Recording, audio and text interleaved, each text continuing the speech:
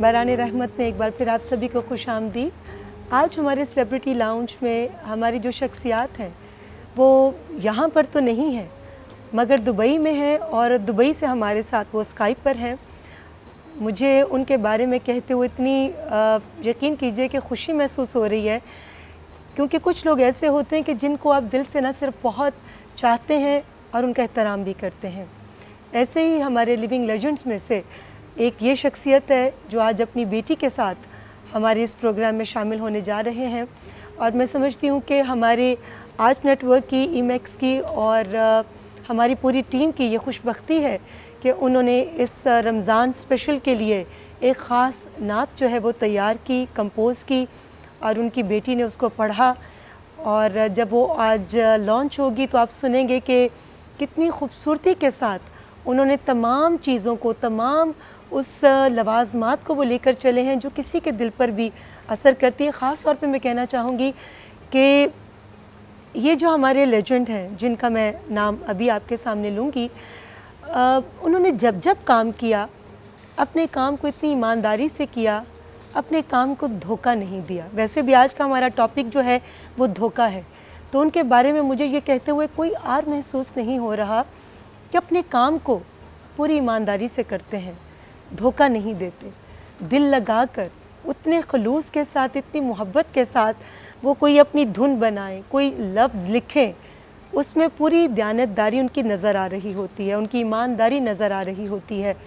तो आज जो कलाम हमारा लॉन्च होने जा रहा है, जिसको उन्होंने कंपोज़ किया, उन्होंने ही लिखा और उनकी बेटी जो ने उसको पढ़ा, हमारे आपके सबके बहुत ही फेवरेट, बहुत ही प्यारे सजाद अली और उनकी बेटी जो अली। जी अस्सलाम वालेकुम। वालेकुम सलाम। कैसे हैं आप? तरफ से बिल्कुल ठीक ठाक। हमारी तरफ से सब जितने लोग देख रहे हैं, आप सबके, आपके नाज़रीन, सामीन, सबको बहुत बहुत सलाम। बहुत शुक्रिया। रमज़ानुल मुबारक। मेरे बारे में इतनी तारीफ कर दी, मुझे तो शर्म आने लग गई थोड़ी देर में। अच्छा कि आप जल्दी से आ गए। नहीं, मैं यकीन कीजिए सजाद, आपकी तारीफ़ जितनी भी की जाए उतनी कम है, क्योंकि गुज़िश्ता 25-30 सालों से, बल्कि शायद इससे भी ज़्यादा, आपको जब जब लोगों ने देखा, आपने पूरी ईमानदारी से अपने काम को डिलीवर किया, जो नहीं दिखने को मिलता। लोग कमर्शियल बेसिस पर अपने काम को बेचते हैं मगर उसमें उतने दयानतदार नहीं रहते, मगर आपके काम में कभी बददियानती नज़र नहीं आई। ढूंढने से भी, आपके हासिदीन भी जितनी मर्ज़ी कोशिश कर लें मगर उनको भी कोई ऐसा आपने कभी पॉइंट नहीं दिया कि वो कह सकें कि सज्जाद ने इस काम के साथ बेइंसाफ़ी की। तो ये मैं पूछना चाहूँगी कि ये इंसाफ और ये ईमानदारी बचपन से ही आपकी ज़ात का हिस्सा है? हाँ, बिल्कुल कह सकते हैं कि ये वो चीज़ें हैं जो कि अल्हम्दुलिल्लाह मुझे डेवलप नहीं करनी पड़ी। ये कुछ ये इनबिल्ट था। कुछ सिलसिला ये था कि असल में जो मैं आपको बताऊँ नहीं, मैं सबसे बड़ी प्रॉब्लम जो है ना, वो एक चीज़ है, वो है झूठ। जब हमें झूठ बोलने की आदत हो या हमें लगे कि झूठ बोलने से कुछ नहीं होता, तो वो फिर तमाम दूसरे मसाइल उससे जन्म लेते हैं।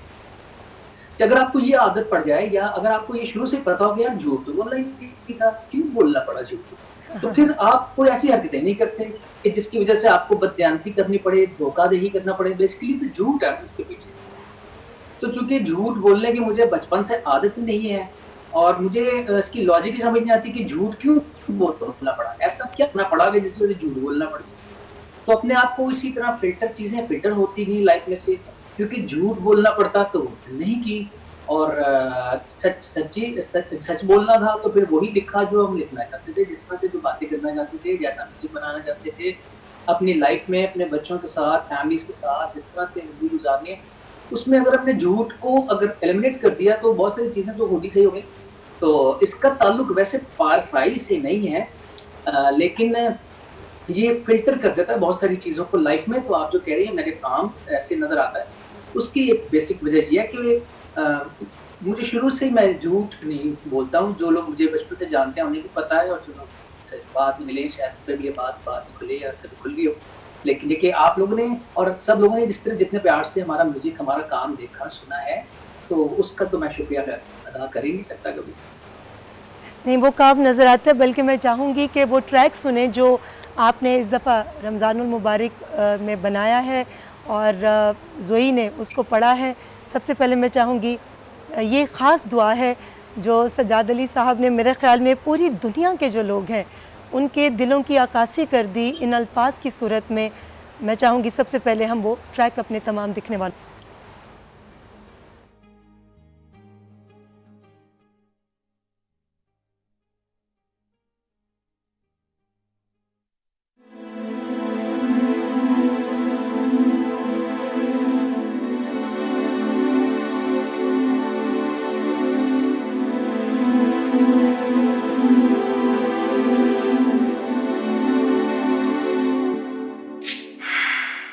अल्लाह करे ये दुआएं मेरी अर्श मुअल्ला पे जाएं, मेरी दुनिया भी जन्नत बनाए, सुन ले मेरी दुआएं। अल्लाह करे ये दुआएं मेरी अर्शे मुअल्ला पे जाए, मेरी दुनिया भी जन्नत बनाए, सुन ले मेरी दुआएं, सुन ले दुआएं। अल्लाह करे ये दुआएं मेरी अर्शे मुअल्ला पे जाए, मेरी दुनिया भी जन्नत बनाए, सुन ले मेरी दुआएं, सुन ले दुआएं।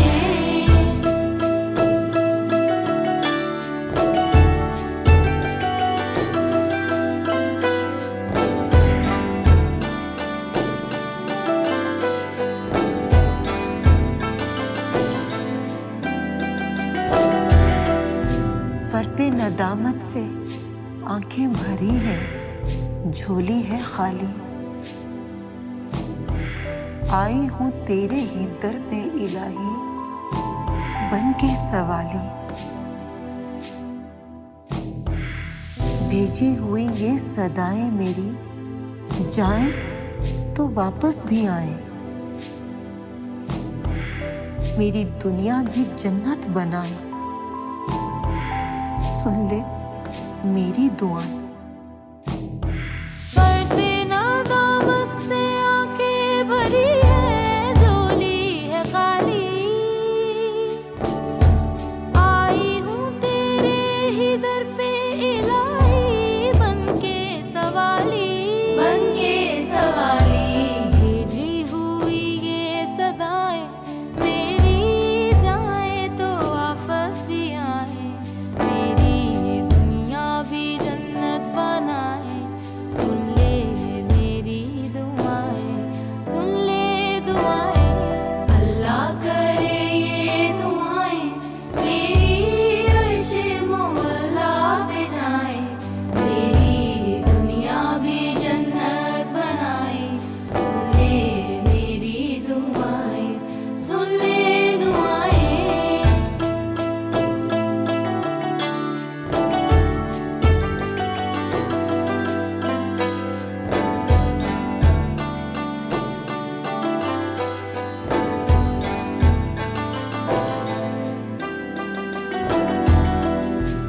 आंधी से तूफान से डरने लगी हूँ, तू ही बचाना, मुश्किल हुआ है उम्मीदों की कश्ती को साहिल पे लाना, मुझको किनारे लगाए तेरी रहमत भरी ये हवाएं, मेरी दुनिया भी जन्नत बनाए, सुन ले मेरी दुआएं, सुन ले मेरी दुआएं। आंधी से तूफान से डरने लगी हूँ, तू ही बचाना, मुश्किल हुआ है उम्मीदों की कश्ती को साहिल पे लाना, साहिल पे लाना, मुझको किनारे लगाए तेरी रहमत भरी ये हवाएं, मेरी दुनिया भी जन्नत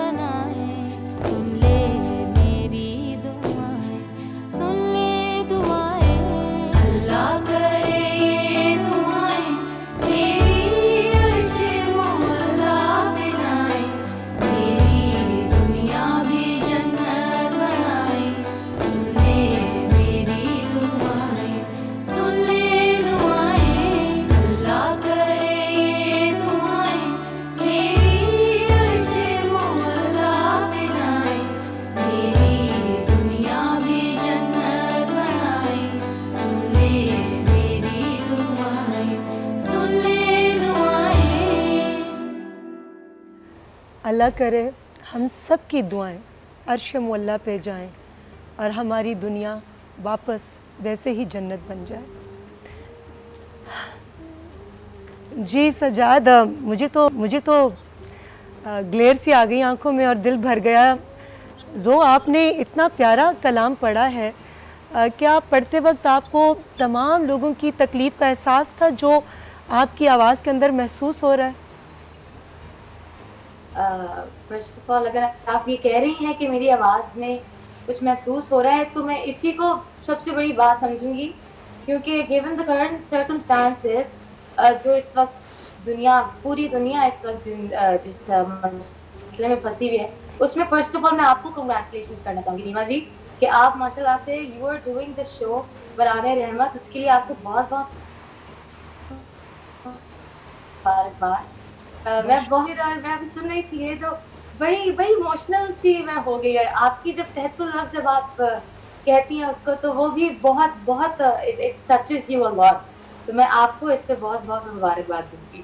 बहुत शुक्रिया जो, ये तो आपके वालिद को क्रेडिट जाता है।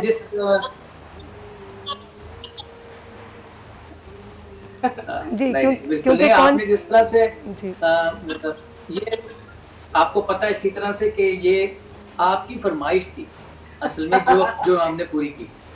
आपने इतने प्यार से जब आप हमारे घर यहाँ आए तो उस वक्त सब बातें हुई, तो उसमें आपने इतने प्यार से एक फरमाइश की कि मेरी रमज़ान ट्रांसमिशन के लिए आप बनाने, तो नहीं वी वर रियली ऑनर्ड।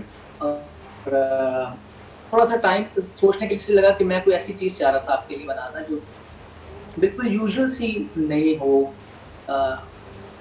और हम कन्विंस हों जो हम बात कर रहे हैं उससे, और एक यूनिवर्सल बात हो, और एक ऐसी बात हो कि ये, चूंकि ये ऐसी दुआ है कि दुआ के दरवाजे सभी के लिए खुले होते हैं, उसके लिए कोई रंग मजहब नस्ल जरूरी नहीं है जी। तो दुआ तो सब कर सकते हैं और दुआ का पूरा होना भी पूरी दुनिया बल्कि कायनात के लिए ओपन है।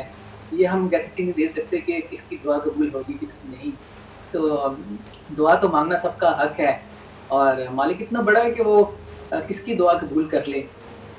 मैं बल्कि कहना चाहूँगी कि 2 माह पहले, बल्कि 2-2.5 माह पहले, उस वक्त ये वायरस इतनी तेज़ी से इफ़ेक्ट नहीं कर रहा था पूरी दुनिया को, सिर्फ चाइना की हद तक महदूद था।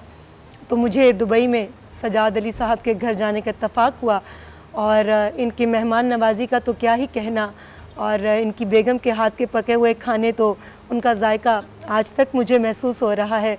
और यहाँ मुझे कहने में बहुत खुशी महसूस होगी कि बल्कि मैं आप सबसे शेयर भी करना चाहूँगी तमाम देखने वालों से कि जितनी खूबसूरत तरबियत इन्होंने अपने 4 बच्चों की है।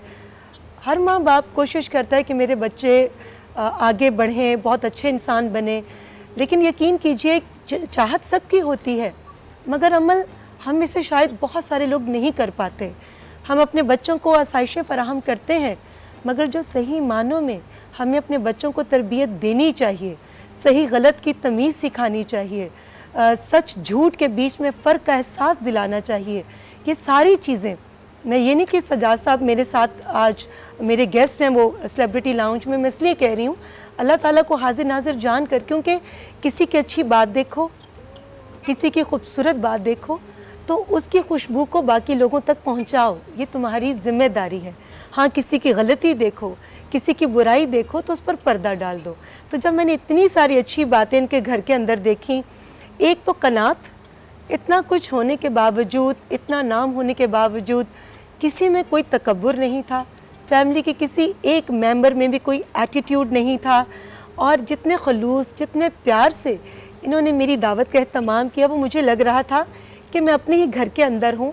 मुझे वही प्यार, वही खुशबू, वही खलूस घर के एक एक फ़र्द के चेहरे पर नज़र आ रहा था, उनके अंदाज में नज़र आ रहा था। और सबसे बढ़कर देखें 2 बेटे और 2 बेटियाँ, और ये मैं मेरे ख़्याल में सजाद अली साहब आपसे भी ज़्यादा मैं आपकी बेगम को क्रेडिट दूंगी कि जो अपने घर को इतनी खूबसूरती से लेकर चली हैं, जिन्होंने अपने बच्चों को सही रास्ते पर जो है वो लेकर चली और ना उनको बताया कि बेटा किस तरह आगे बढ़ने के लिए आपको अपनी मेहनत करनी है, अपने वालिद से सीखना है, उनके नाम का सहारा नहीं लेना। तो यही अक्स जो है वो ज़ोक के अंदर नज़र आता है और आपके बाकी बच्चों के अंदर, और मेरे जो सबसे ज़्यादा फेवरेट है खूबी उनके अंदर भी, कि बच्चे बेशक आपके हैं, आपसे उन्होंने सीखा, लेकिन आगे बढ़ने के लिए वो आपके नाम का सहारा नहीं ले रहे।